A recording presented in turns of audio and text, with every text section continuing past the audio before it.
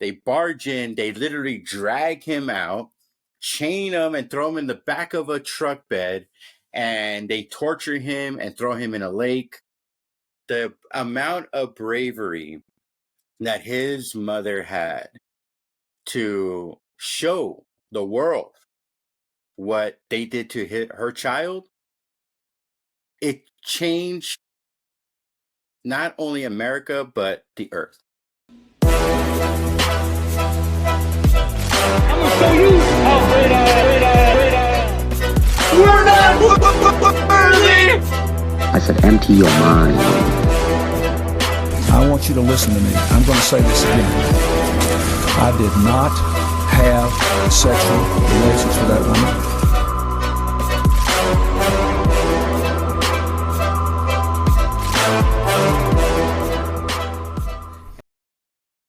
All right, we are back. We are back. We are back. The name is the same. The game is different. This is our Rushmore episode. We're building upon our previous idea, our previous episodes.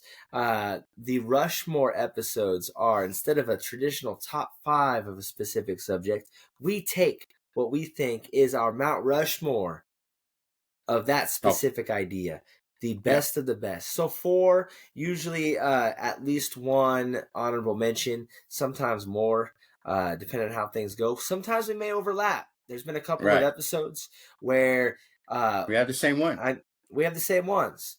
And that's okay. And that is okay. I won't change. I think we did one episode where you picked 2 of mine, and we just flowed with it. I'm not going to change it up just because this man is smart and thinks just like me. So our Mount Rushmore, our Rushmore for this week is going to be, and this is going to be a good one. I don't know where it's going to go, but there's a lot of directions. What are history's greatest lies? And that's a big one. There's a lot of broad ideas there. We could go anywhere, what are you thinking? What are you thinking when you created your list? What were your criteria? What were you looking for? I was looking for specific lies from a person's mouth or trends that ended up being debunked, that kind of thing. Historical facts that were later changed to being, if you believe in that, you're crazy kind of thing. All right. So that was my criteria. What was yours? Okay. I kind of didn't know exactly the direction I wanted to go in. All right. Because in my mind, I think I went the same direction you did. Okay. Because when you think of lies, history's greatest lies, how broad that could be. It could be an event where the historical accuracies were changed later because, victories, the history is written by the victor. So what is written at the time might change later. I thought about that. I thought about, like you said, words out of people's mouths. I thought about trends. I thought about ideas that were blatant misinformation for the cause of deceit or deception or anything like that. So there's a lot of directions I went in, and I picked my 4. I tried to touch as many bases as I could. That way that when we talk about the world's greatest lies, that we really are talking about lies. These are the things that we would consider the greatest pieces of mistruth, misinformation of all time. All right. So I got my wheel of names. It's always up. It's always ready to go. As soon as I press that W, it pops it up. Here we go. I have won 3 episodes in a row. So if I win again, we might have to change my wheel of it spins. I mean, it does exactly what it's supposed to do. I think because it's from your phone, man. Your phone knows that you're... No, see, it knows. It's listening. It's the freaking phone. It knows because there it is. It's backwards. It's weird, but it is finally not me.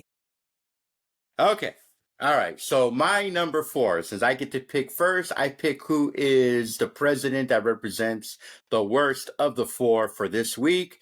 And I'm going to break Howlett's heart. I am going with Teddy Roosevelt, a.k.a. Mr. Monopoly Destroyer, a.k.a. Mr. Imperialist as well. So kind of a little bit of a contradiction. But I do thank him go for... either way. You either love him or you hate him. Right. The food. He fixed the food. The FDA. I was about to say that. Yes, the jungle, AK. Very good. But my number 4, I'm going to, because it's so annoying and dumb, the Earth is flat, or was flat theory. Oh, yes. I had that one. That popped up on my radar. Okay. So the Earth was flat theory. I mean, if you want to talk about it, even the ancient Greeks knew that the world was not flat. Aristotle did a whole thing about the Earth, his studies about solar eclipses and the way stars align. Here's a map of ancient Egypt. I've inserted 2 sticks or obelisks, one up here in Alexandria and one down here in Syene. Now, if at a certain moment each stick casts no shadow at all, that's perfectly easy to understand, provided the Earth is flat. If the shadow at Syene is at a certain length, and the shadow at Alexandria is the same length, that also makes sense on a flat Earth. But how could it be, Eratosthenes asked, that at the same instant there was no shadow at Syene and a very substantial shadow at Alexandria? The only answer was that the surface of the Earth is curved. Alignment and that kind of thing. Even he knew that the Earth was not flat. But until about 500 years ago, 400 years ago, when Magellan finally made his journey around the world and eventually getting murked in the Philippines, it feels, even then, people had issues with the world being round or the world being flat.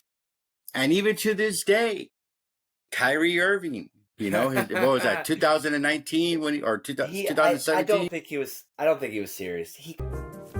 When I started actually doing research on my own and figuring out that there is no real picture of Earth, like there's not one picture of Earth, and we haven't been back to the moon since 1961 or 1969, and you start and then it becomes like conspiracy theory. Could not have been serious. He's a smart guy. But then, other people like Shaq and Wiz Khalifa, there were other major celebrities that are all of a sudden coming out with the whole world is being flat thing. Where is this coming from? Even Columbus, probably the greatest genocider in human history, probably the greatest loon in human history. Even he knew the Earth was round. Well, sort of. He actually thought it was the shape of a pear. But now it's... Christopher Columbus thought Earth was pear-shaped. Columbus did not believe that the Earth was flat. Instead, he believed that it was shaped like a pear, with a bulge in the middle. This idea was based on his own observations of the stars and the sea during his voyages. While Columbus's belief in a pear-shaped Earth was ultimately proven to be incorrect, he was at least curious. Making a comeback. I have a friend on Facebook, bro. He's constantly, there's people that post reels or TikToks about fun things, about animals or food reviews or the game or even politics. But this guy, he posts, Earth is flat. Earth is flat. He'll put videos of videos proving that the Earth is flat. And I can't even, I had to mute him, it was outrageous. Because I'll read the comments. Yeah, I would read the comments, and the comments were like half and half. Like, bro, what's wrong with you? Even his dad comments is like, "Come on, man, you're my son. I know you're smarter than this. You're embarrassing me. You're embarrassing me." And then there's other halves, like, "Yeah, did you watch that video?" According to and it's outrageous. And even their main guy, the guy who's leading these conventions, he even went to Antarctica. And he was like, "Oh crap, the Earth is round." Sometimes you are wrong in life, And I thought that there was no 24-hour sun. In fact, I was pretty sure of it. But I respect Will Duffy for being a stand-up guy, at least in the way that he kept saying it was true. I kept saying it wasn't. He said, "You want to go? I'll take you," and brought me here. And it's a fact. The sun does circle you in the south. It seems like the moon does circle here as well. So start thinking about that as well. It doesn't mean that AE map is over, flat earth is over. Maybe somebody's got the answer. I don't have that answer. And then you hear like crazy, like ways of people explaining, like when I fly from Los Angeles to Japan, not to over bloviate myself, like I see the curve of the earth because I have to fly through Alaska to get to Japan, which is weird, right? Because it's based on the curvature of the earth, right? The tilt of the earth. And I see the curve. And you know what the flat earther guy tells me? He's like, bro, those windows, man, they're warped, man. That's like a fisheye lens. And I'm like, bro, like, what is happening? So that is my number 4. I could go on and on, but go ahead. What do you think? I can tell you feel very strongly about your number 4. Yeah. Oh, it is the most idiotic thing I think I've ever heard. Yeah. It's 2025. We have science. And then I saw that funny picture where the people of Japan, when they bombed Pearl Harbor, like on a flat map, went like goes from here all the way down to the bottom of Antarctica, going through the bottom of South America and Africa just to get to Hawaii. I'm like, that is hilarious. So that is my number 4. What is your number 4? Okay. Mine is the lost cause narrative after the Civil War. The idea that the Civil War was a fight over states' rights, and that was the legitimate reason. Mm-hmm. I just feel like if you really think that slavery wasn't the primary cause of the Civil War, then you're not smart.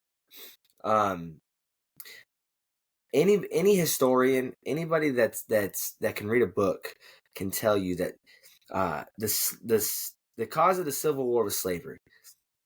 We had been leading to a tipping point because the argument of slave states versus free states for decades before the United States broke up and the southern states left the Union.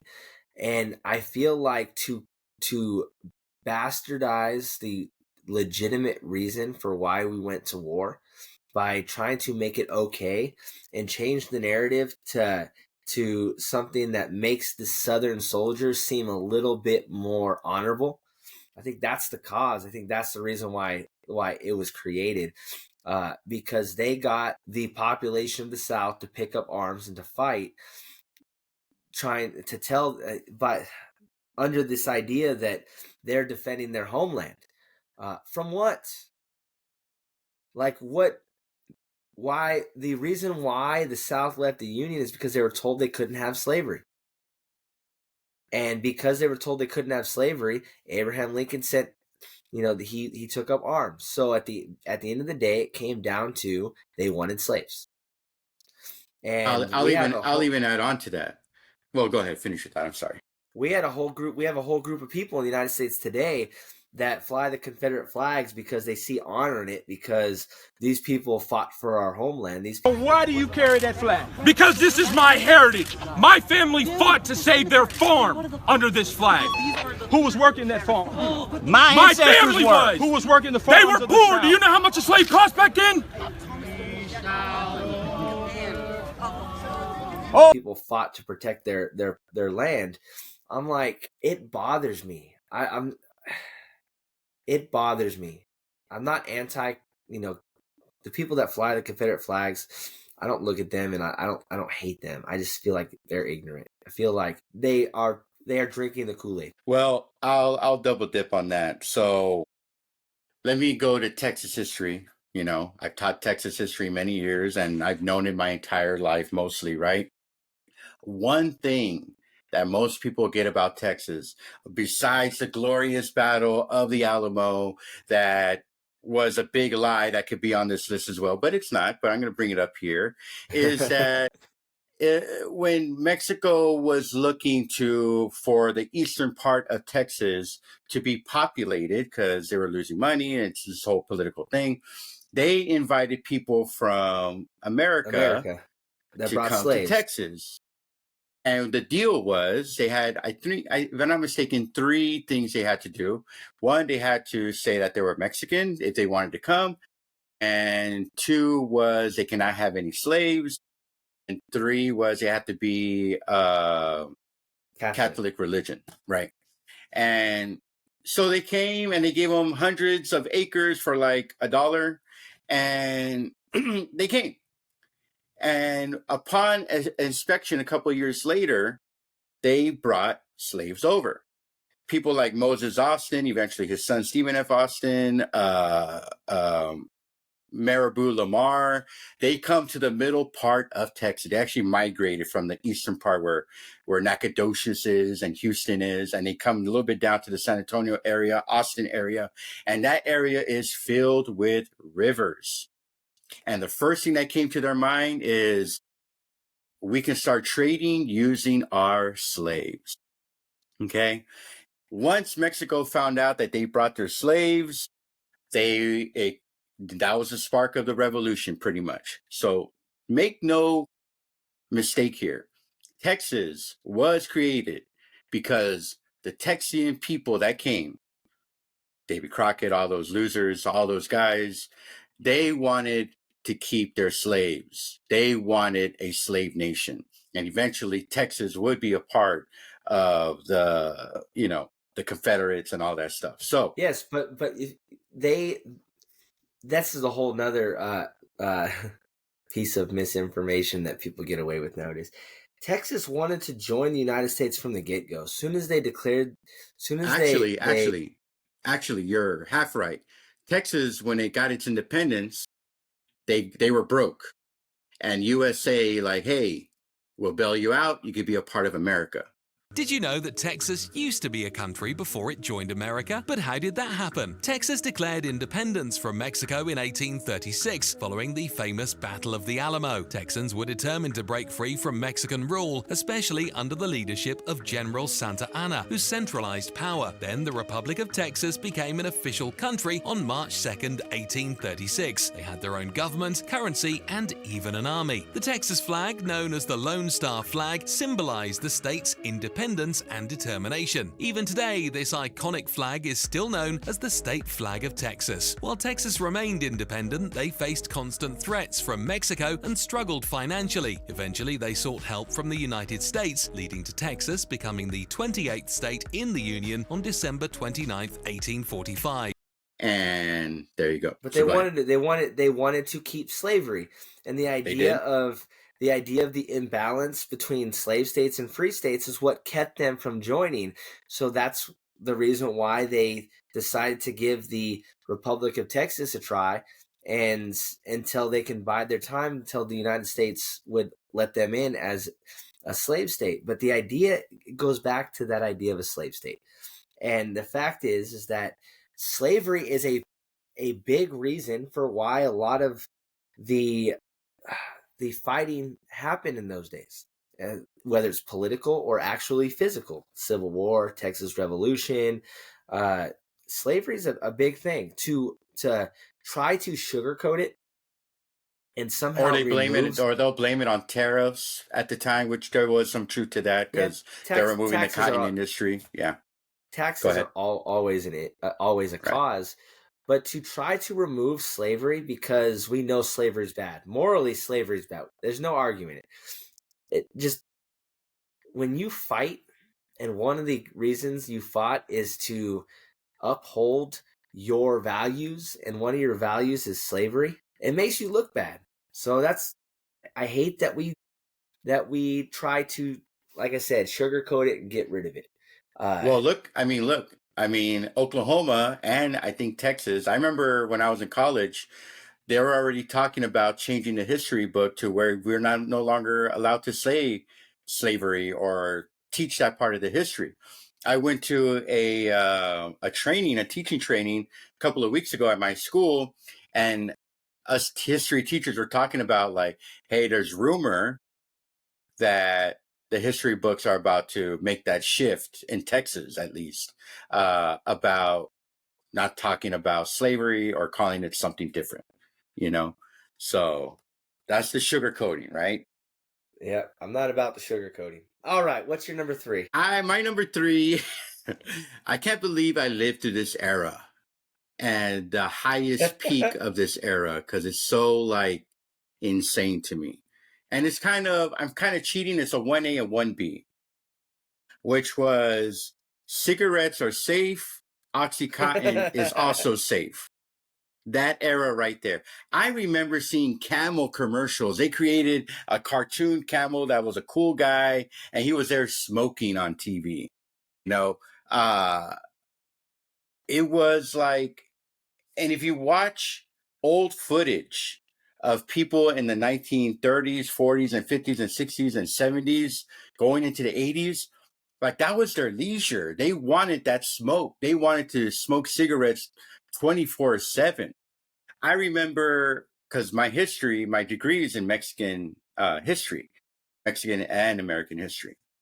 And I remember watching one of the oldest television journalists, Edward Murrow, and he did a documentary called "The Harvest of Sorrow," if I'm not mistaken.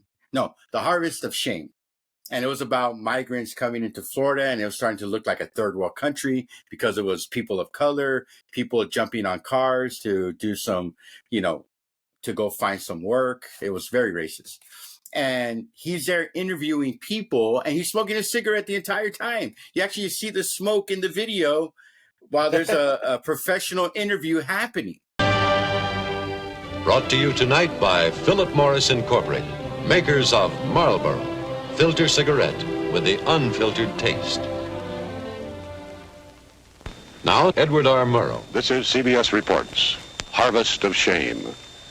It has to do with the men, women, and children who harvest the crops in this country of ours, the best-fed nation on earth. These are the forgotten people, the underprotected, the undereducated, the underclothed. And then let's go to OxyContin of the 90s. I mean, that is kind of the birth of where we're at today with fentanyl. I mean, people were getting addicted to the point where we lost some great celebrities due to overdosing, like Michael Jackson and Prince overdosing on different medications, maybe not OxyContin, but various forms of that. But they actually promoted that it is safe and it is good for you. It'll help heal your pain and so on and so forth. And it ended up being the complete opposite. They even because of OxyContin and the Sackler family, they even created a way to put labels on your medicine that you buy. If it's a black label, buy. The FDA is ordering stronger warning labels on some prescription painkillers in an effort to curb the number of overdose deaths. The new labels aim to remind doctors and patients about the fatal risks of some opioid pain relievers, such as OxyContin. According to the Los Angeles Times, overdoses of these painkillers cause more annual deaths than do traffic accidents. The Associated Press notes that the current labels advise these medications should be used for moderate to severe pain. But now the terminology is more stringent. The new labels will read that the medications are meant for pain that requires around-the-clock treatment, pain that cannot be managed with alternatives. The Washington Post notes that although the opioid painkillers were once used sparingly, prescriptions over the past decade have skyrocketed. The FDA has seen thousands of overdose deaths in recent years and hopes these changes will help stop them. According to the AP, their previous warnings have had little effect. The LA Times reports that the labels should be revised by December. With precaution. And they didn't give two rats behind, because they knew that if you're an addict, if the American people are addicts, they don't give a crap. They just want that sense of relief once they pop that pill in. So this was a very unique time in American history. That is my number 3. Go ahead. I've got personal. My dad had a downward spiral. He blew out he was a Division I college basketball player, and he blew out his ACL and MCL. And started taking oxy for pain, and we're talking the 70s. And next thing you know, he's addicted, like you said, and his life spiraled. And this was something that was prescribed, something that was given to him because, like you said, it was a weird time. That's why I brought up the whole "are we being manipulated" on the last episode. Go ahead. And we are, because I feel like the company that pays the most money is going to dictate what we take and what we don't take. And you're not wrong. We went through COVID, and you don't think that we were being manipulated a little bit medicinally? We're not going to go into that. That's another for a different episode. time. Another episode. But I agree. I actually had as one of my honorable mentions, smoking as being healthy as one of the greatest lies. Because we now know how bad smoking actually was. So I like that. You're talking about 8 million plus dying from smoking, lung cancer, that kind of thing. Edward Morrow, he would die of lung cancer because he was smoking like a chimney. If I'm not mistaken, with opioids and the Purdue Pharma and OxyContin and the Sackler family, them saying that it's like less than 1% addictive at that time, and what your father went through and everything like that. I mean, that's a crime against humanity. There were billions lost in lawsuits from the Purdue family and the Sackler family that they had to pay. And they kind of looked at it as like, well, you know what? It's a little bit of a loss, but at the overall big picture is we're going to be okay. And I think close to 500,000 people died from the OxyContin during that time in the 90s. So, I mean, and now we're seeing the evolution with fentanyl and stuff like that. I mean, they blame other groups, other communities, other countries for our addiction. In reality, it was produced by Big Pharma. So that is my number 3. All right. So go ahead. What is your number 3? My number 3, and this is right up your book. Oh boy. Here we go. The lie that started the civil rights movement. Oh, talk to me. Emmett Till. Yes. Thank you, by the way. Go ahead. If I stole one of yours, I'm sorry, but if I didn't, I hope you're glad that I picked it. I have a student that watches all our episodes. Like she's addicted, and I like that. Shout out to Mia. I want you to teach this because I don't think she knows about this history, and she's writing a comic about certain leaders and stuff like that. This will be a good story. So go ahead, educator. Right, so in the 1950s, 1955, a white woman accuses a 14-year-old black, I'm going to say child, because in my mind, 14 is still a child, of course, of inappropriately touching her, which led to this kid getting tortured, killed, and it took 6 decades for her to finally admit that the story was made up. She would recant her story later, saying that this boy never touched her. But the actions cannot be taken away. This 14-year-old became a symbol. He was a martyr. He was a martyr for the civil rights movement. They would take it. Basically, it's the Remember the Alamo for the civil rights. Like, that was one of the big rallying calls for a lot of the civil rights leaders for the next 15 years. I've heard you many times talk about Emmett Till. I don't know if you showed the pictures, but I mean, the pictures are next level. The bravery.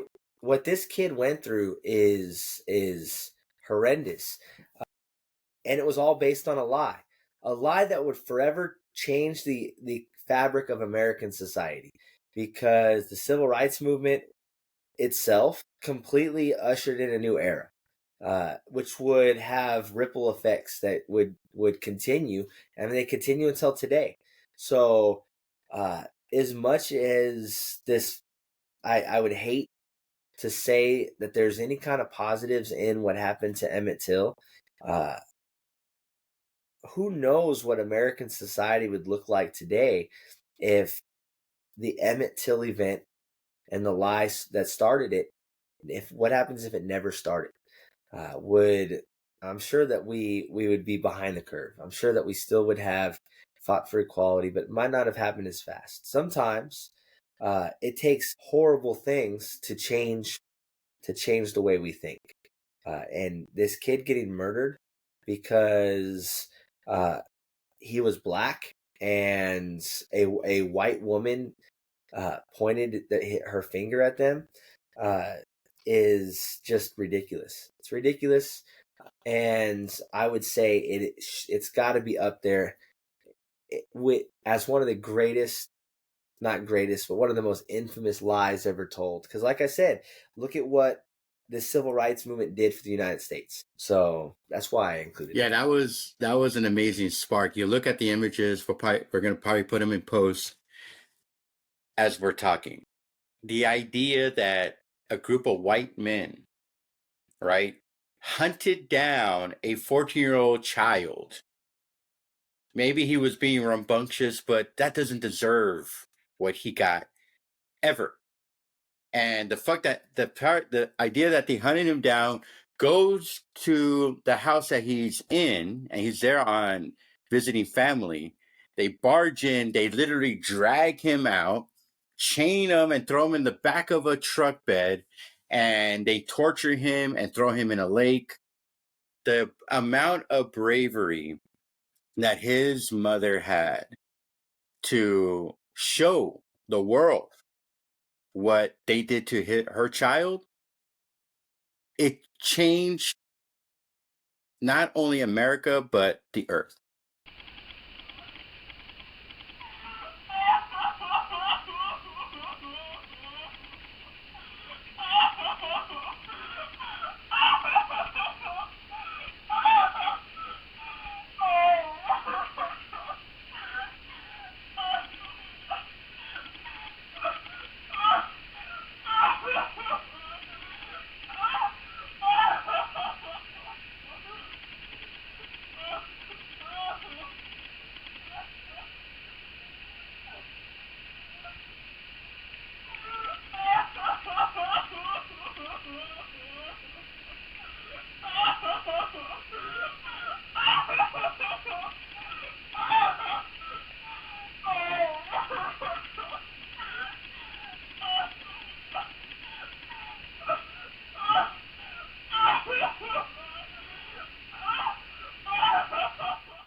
To change our planet, because it showed you that there is real hate out there. And if I'm not mistaken, the guys that actually killed him, I don't think they were convicted.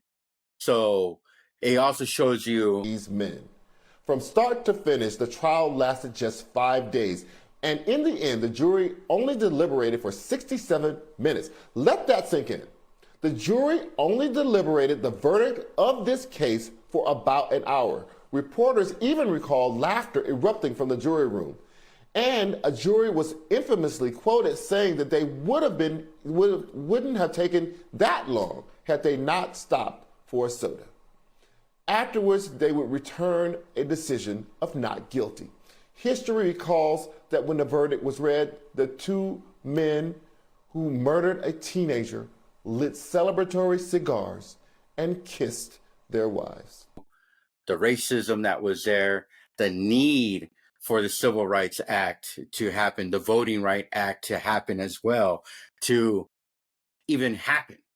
And the idea that nowadays our Congress people, they're flirting with the idea of getting rid of the Voting Act so that people of color can, have representatives and vote, is a huge slap in the face of what sparked the civil rights segregation at the time of the 1950s with Emmett Till. So I like your number 3. That very important moment in human history, buddy. I figured you would. So, what's your number 2? All right. My number 2 is, to me, at one time, the most evilest man in human history. Dumbest man in human history. Elon Musk. The past couple of years, a lot of people have taken the reign, and he is dwindling down to big old piece of crap, and I can't stand the guy. He introduced me to politics, and that is George W. Bush, your boy. Baby and Bush. specifically, weapons of mass destruction. Now, one thing I want to point out about my hatred for this guy. Go ahead. Before you go any further, he's going to accuse me of loving George Bush. Because you've told me that. Because it makes you so mad. Yes, it does. Yes. So I don't have a love or hate for George Bush. Okay. Just letting the audience know right now. Go ahead. So you're talking Don't about slander me. Okay. The idea that you don't have a hate for George Bush shows me that you need a re-education of what happened here. First of all, what it ended up sparking, the 2003 Iraq mass destruction, and then being proven wrong. Continues to possess and conceal some of the most lethal weapons ever devised. There is no doubt that Saddam Hussein now has weapons of mass destruction. Saddam Hussein has biological weapons and the capability to rapidly produce more. Saddam Hussein has biological weapons program and the means to deliver those weapons. In the not too distant future, he will acquire nuclear weapons. We do know that he is actively pursuing a nuclear weapon. Any country on the face of the earth with an active intelligence program knows that Iraq has weapons of mass destruction. Growing danger. He's got weapons of mass destruction. Final proof. But we don't want the smoking gun to be a mushroom cloud. They do have mass destruction. Nuclear weapons. Chemical warheads. The UK knows about weapons of mass destruction. Everyone knows. Now, I know some would play like they're not real. I'm telling you, they're real. That there are weapons of mass destruction, yet we all found out by his cronies, Condoleezza Rice, Donald Rumsfeld. You know what bothers me, bro? Is that I was watching the Cowboy game this weekend, right? And they were playing the Denver Broncos. We got our ass kicked, as usual. And they show Condoleezza Rice in the box office. And she's having a conversation with all these other billionaires, right? And they're like, "Oh, she is so great, you know." She was, oh my God, I forgot her role. I'm drawing a blank. But anyways, Secretary of State. Secretary of State, very good. And the only thing that came up to my head, I was like, "Bro, she is responsible for killing over 200,000 people, including Americans, due to this fabricated war that George W. Bush, Rumsfeld, Condoleezza Rice, I forgot the other idiot, and the guy from Britain, were all coming together to force." And what I tell my students when I teach this, and it's not me trying to indoctrinate, because I'm giving them the truth, is that this gave the birth to corporate wars. This was an idea like, hey, let's blame Iraq with having weapons of mass destruction. Remember, we're coming off the heels of 9/11. There was a lot of tension going on with Osama bin Laden in Afghanistan, the Middle East, that territory there. And what ended up happening was they used this to have an excuse to go in and corporatize our military. You know, there's famous pictures of U.S. soldiers guarding oil derricks and other things like the Halliburtons of the world, where we're now starting to be a part of this objective to corporatize our soldier, corporatize our military, everything. And it's still going on today. It happened a little bit before that, but it was punctuated by George W. Bush with this lie. And then having the most dumbest thing ever, going on a battleship and saying mission accomplished. Thank you all very much. Admiral Kelly, Captain Card, officers and sailors of the USS Abraham Lincoln, my fellow Americans. Major combat operations in Iraq have ended. In the Battle of Iraq, the United States and our allies have prevailed.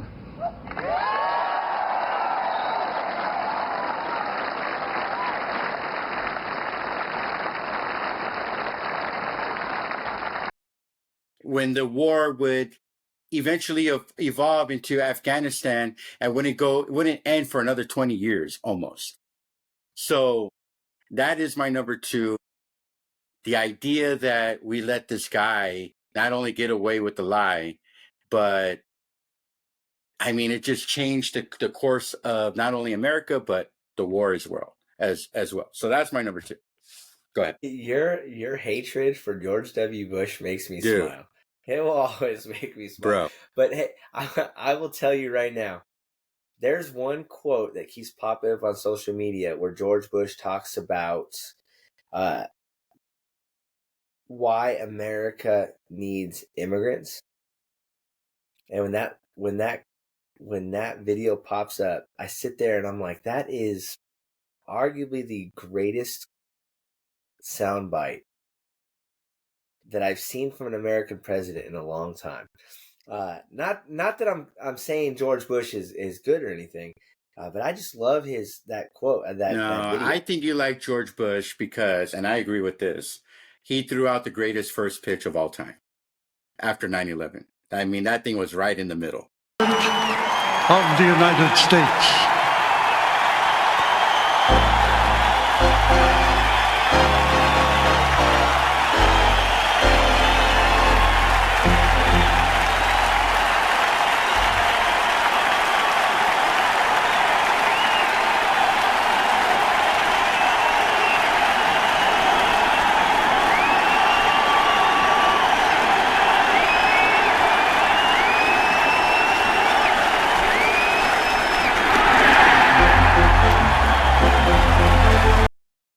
I think that's why you like him. I don't like the Rangers, so it's hard for me. But he did to at Yankee Stadium. He did at Yankee Stadium when it was a Subway Series between the Yankees and the Mets. Go Yankees! Didn't George Giuliani throw out the first pitch at Yankee Stadium too?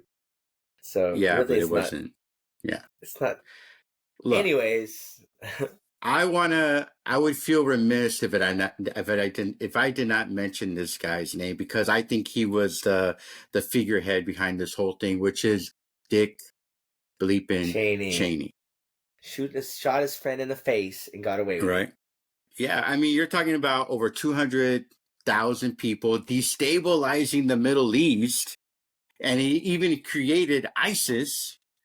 You know, I mean, this is like, it goes back to Oxycontin and fentanyl. Like, we're blaming other territories for our problems, and yet it's all American made. Okay? America has gotten off the hook. People actually believe that, no, it is. We should be bombing Venezuela because they're bringing the fentanyl when there's been 0% proof that the fentanyl is coming from there. I thought it was Mexico doing, and now they're blaming it on and China. Now they're blaming it on Venezuela. Now we're bombing. I think they killed 10 more people today on these little fishing boats.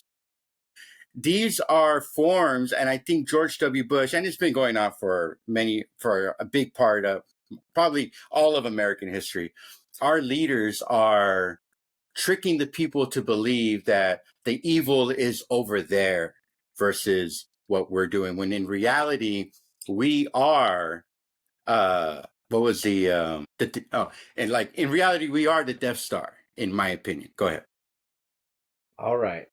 So what's your number 2? My number 2 is it's a big broad one because it includes a couple of different things I want to touch. It's the lie that communism is this inherently evil thing. Talking my language. Go ahead. And it's because, and I touched on it a little bit last episode. I'm not a hateful person. I don't like pointing my fingers at people or things and saying that, you know, it's an evil thing. It's not in my blood.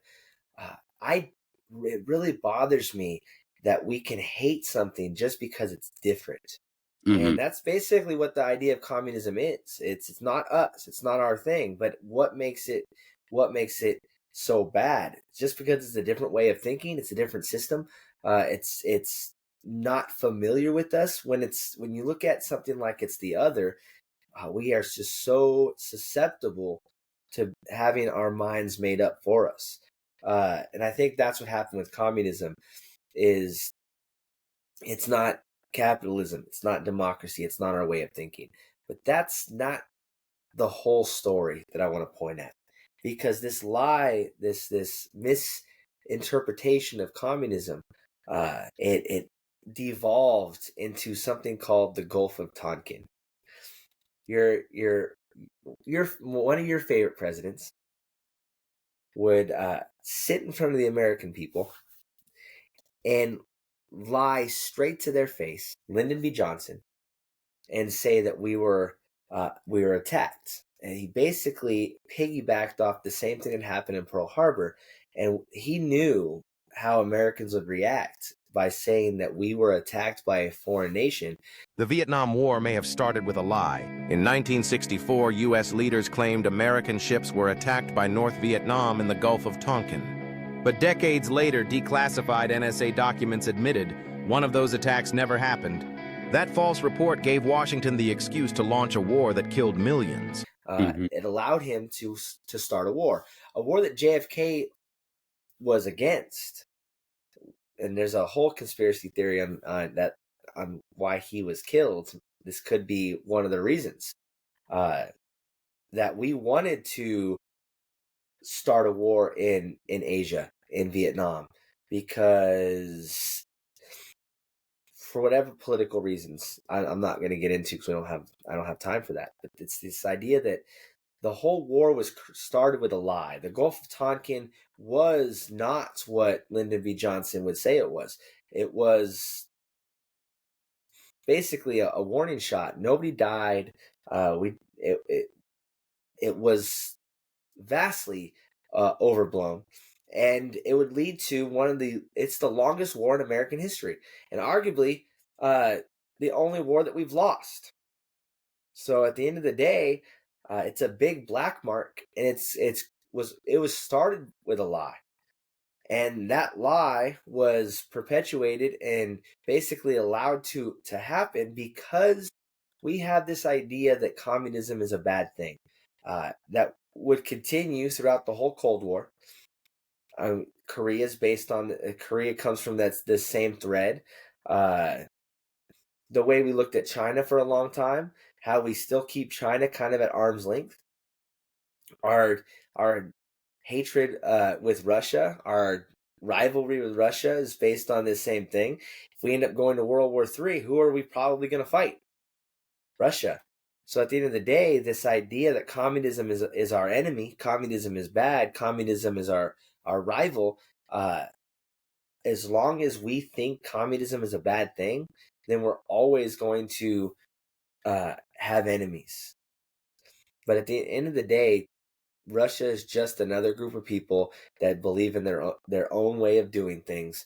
And if you don't agree with their way of doing things, then suck it up and get over it. You know, I tell my kids that after they come back from spring break, I go, dude, we're going to spend the rest of the year talking about communism, because that's where the history book leads. And it's all like communism. It's all communism. You go from the Korean War and the Vietnam War to the Cold War and so on. Like, I say communism or communist or socialism or, whatever it is, over and over. I repeat myself over and over. And it is written in the history book as this demon ideology, going back to Marxism and everything, Lenin and all that early stuff of Russia. And it cannot be brought here to America because it will not only ruin the fabric of the US of A, but fundamentally shift who we are. We will be unrecognizable. They even did old school, I show the kids this too, they even did old Disney cartoons or cartoons in general showing kids that are 6, 7, 8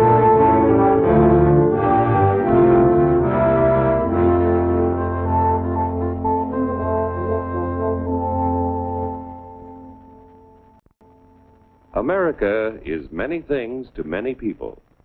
To a 17-year-old kid, it's the malt shop on the corner.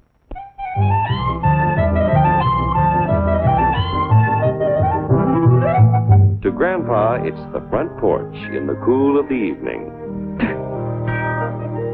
To Mother and her family, it's church on Sunday morning.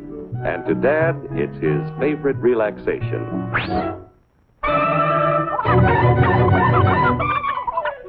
Years old and younger, why communism is bad.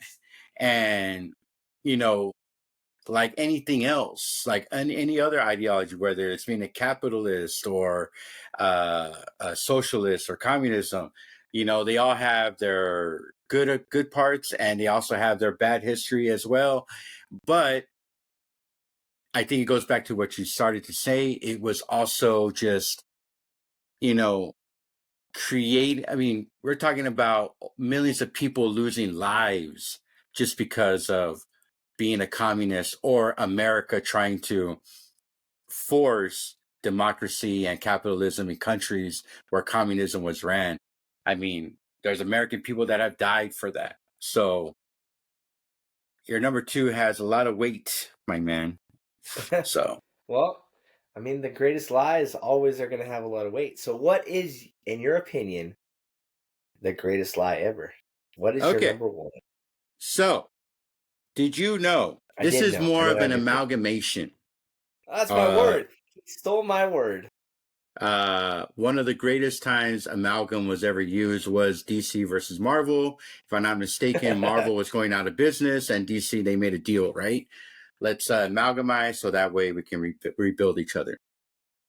That's the history though, right? That's how it started. Wasn't Marvel going out of business in the 90s? Yes. That was a big mistake. Kind of like what Microsoft did to Apple, created a monster. DC created a monster by bailing them out. But topic for another day. So my number one is Donald Trump in general. Did you know? We're getting canceled. In his first term alone? And look, if you like Donald Trump, awesome. If you hate Donald Trump, awesome. Okay? I'm just trying to give you guys facts, okay? Did you know that his first term, I have to actually look at my notes because I wrote it down because I wouldn't memorize the number. Trump in his first term lied and was actually debunked. So it wasn't like, oh, that's a lie. It's not like a statement where you're saying a lie is a lie. He actually lied 30,573 times. That is averaging 21 lies a day. You're talking about, oh my God, when he was talking about, oh, I have the greatest economy of all time, when it's actually debunked that he doesn't. Even in the first term going into the, I mean, he ran, he obliterated, well, I don't want to say obliterate, he only won by 2.2 million votes, but he beat Kamala based on my last economy was the best ever, when in reality, because of COVID, everybody was losing their jobs, right? His inauguration crowd, remember he was comparing it to Obama. Yes. I had the biggest inauguration of all time. I get up this morning, I turn on one of the networks, and they show an empty field. I said, wait a minute, I made a speech. I looked out. The field it looked like 1.5 million people. They showed a field where there were practically nobody standing there. And they said, Donald Trump did not draw well. I said, it was almost raining. The rain should have scared him away, but God looked down and he said, we're not going to let it rain on your speech. And you see the side-by-side pictures. You're like, what is happening? His claims of no collusion with Russia, the investigating findings. Something about me. You think I'm just one-sided. Probably most of y'all do. I didn't like Obama the second term. I liked him the first term. And then the second term, he let me down tremendously because I'm more of a pro-immigrant person. That's a conversation for another day. We need to do an episode on that, by the way. Him stating that Obama separated families too. He created the cages. He created that. Yeah, there's some truth to him creating camps to keep people but he never separated families. I've talked to many people who've told me that, well, Obama did that too. I was like, no, he never separated families. But I didn't like Obama because he was creating those camps to begin with. At that point, I was done with Obama. So, call me whatever you want. Let's go to COVID. People just forgot that COVID happened under Donald Trump. The whole keeping us at home. Remember, we were at spring break, and then what ended up happening? We didn't go back to school to the next summer, right? We're doing online teaching, which was crazy time. That all happened under him. The vaccine, all that happened under him. Operation Warp Speed. People forget about that. People are like, oh, that was Biden and the Democrats and stuff like that. When it was 100%, and he denies it. He denies it all, and it works. He even went on Joe Rogan and talked about the weave, where he knows he's lying, and he knows how to use the best words. That's what he said. I don't know if you remember that. I have the best words. Yeah, he has the best words, and he does the weave. Is designed to trick people to believe everything you're saying. But when you do the weaves, and you have to be very smart to do weaves, when you do the weave, look at this, just in this one thing, we're talking about little pieces all over here, but it always ends up, home. No, it comes back home. Yeah. For the right people. For the wrong people, it doesn't come back home, and they end up in the wilderness, right? But I'll admit, he's the best at that, and then probably the biggest one, besides separating families, because to me, that's gutless and soulless, saying that the 2020 election was rigged and stolen. I mean, it eventually led to a insurrection at the Capitol, and they will even deny that. And I've already heard that his second term, he's on pace to break over 50,000 lives in his second term, if he survives, because supposedly his health. But even then he says, I'm a great athlete. I have the greatest physique. I'm the healthiest president. He's 6'3", right? 225. I mean, there were many lawsuits going against the election of 2020, the election slates as well. He denies that. The voting booths, and now he's buying for his next election, that they were manipulated. I mean, what he's able to get away with is beyond anything of comprehension in my mind. He is let off the hook constantly. He is the greatest liar in human history. So that is my number one. Go ahead. Sorry. Went on a little rant there. Yeah, we're going to get canceled for sure. You don't have to be sorry. That's all I got to say. All right. So what is your number one? All right. Now we got to go serious. I know you're serious. He was serious. He was. I was serious, I know. I could, by the way, I have 30,568 more examples I could have given to his lies, but go ahead. Okay. So I know, I can't believe I'm doing this on record. You can't see that, but I have Donald J. Trump. All right, go ahead. I have an ongoing notes of all the stuff he has done. Yeah, that thing's going to be running for a while. I want to write a book. I do. Go for it, dude. Go for it. I'm going to. I'm just trying to keep track of all the things that has happened under the second term of Donald J. Trump. But anyways, yes, he is an enigma, wrapped in an enigma. For sure. All right, my number one, the Crusades. Oh, okay, go ahead.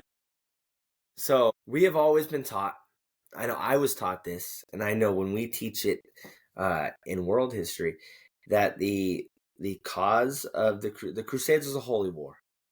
That European Christians, they were told by the church that the Crusades were holy wars, that they were righteous missions, that they're going to free the Holy Lands from Muslim control. These are conversations that we still have today. These are lands we're still fighting over today. That these people they were defending Christianity, that they were trying to earn salvation. This is all backed by popes, kings, preachers, This was a sacred duty for a lot of these people, and it led to deaths upon deaths upon deaths, and that's how the Crusades is framed. That is the story. But in reality, it was all a lie. That it was really just, it was power, it was wealth, it was politics. The truth is a lot less holy. That the popes, plural, they wanted to unite Europe. The church wanted to expand its power, and that's the word, power. It was not so much a religious reason; it was straight up authority and control.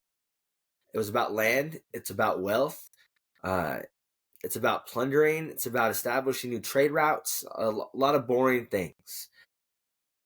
Monarchs, kings, nobles, they saw it as a way to gain glory, legitimacy, power, wealth, and all that good stuff. And at the end of the day, it led to the massacre of entire groups of people. It led to the deaths of Jews, Muslims, even Christians, Eastern Christians that were just caught in the crossfire. It would go back and forth, back and forth, back and forth, and there's still bad blood between the religions today. They still are fighting over the land. I mean, look at what has been going on just the last 6 months alone in the Middle East. So this is something that has caused a fracture in a whole region of the world that is still fractured today. They're still killing each other today. Whether it's today, nowadays, I mean, even today, it's still religious based. You have groups of people fighting for land that they deem as theirs because it's rightfully theirs through religious reasons. But at the end of the day, it's a lot less righteous. I agree with you. I mean, you brought up on an earlier episode, I don't remember which one, but the influence that Martin Luther had on the church shifting religion completely. Now, religion in general, to me, for a very long time, it is monstrative. Okay. It is very much, in my mind, used for wrong purposes. And the crusade, it starts with the Crusades, even earlier before that. The idea that people are using religion as a way to expand land, to kill in masses over and over and over throughout our history. Even then, even now, with not just the Crusades, but with Israel and Palestine. I mean, you see the influence that religion has had, and where you're going with the Crusades is very essential. And what Martin Luther did by protesting,